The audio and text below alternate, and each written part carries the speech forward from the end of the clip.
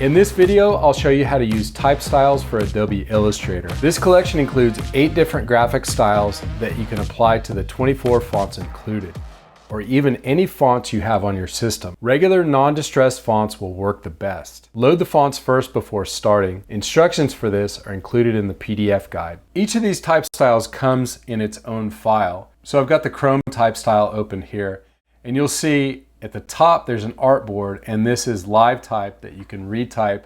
You can also change out the font. It's best to work only in this artboard area before you lock in your effects, because sometimes the pattern tiles and effects can shift if you copy and paste this into a new document before you're done editing. So I'll show you how to do this. There's also basic instructions here on the left and a little bit more advanced callouts with your appearance window on the right.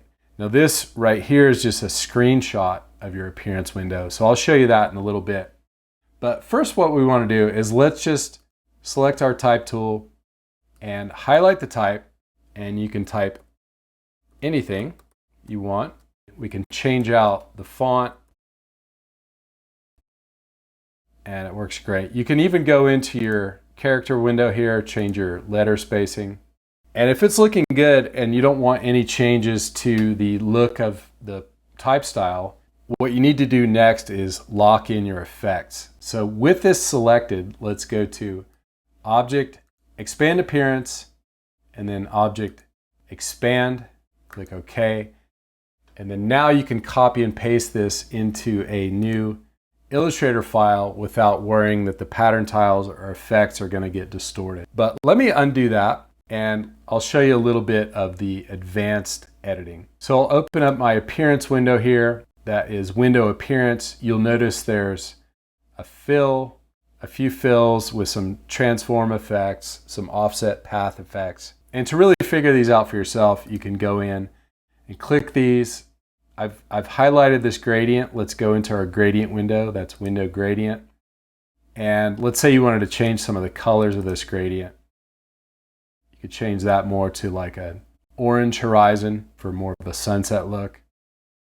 I'll undo that. And let's go back into our appearance window. The other thing we could do is, let's say we wanted to make this chrome look thicker. We could go into this transform effect here, click on that, and it's at a 0.88 pixels. So let's make it like 3 pixels by 3 pixels, and you'll see how that effect, now it looks like a really thick chrome. We could also change our offset path, -10, make it a little more obvious. So you could just play around with these. Just make sure you don't resave over the original file in case you want to go back to the original look. Let me show you another one here. We don't just have to use type in this. We can use simple objects. I think this Shaka is probably a good one. So let's copy this. This is from the Surf's Up collection. And let's use it with this bad print. So we'll zoom into this artboard area here, and I'll paste it in, and we've got to shrink it down.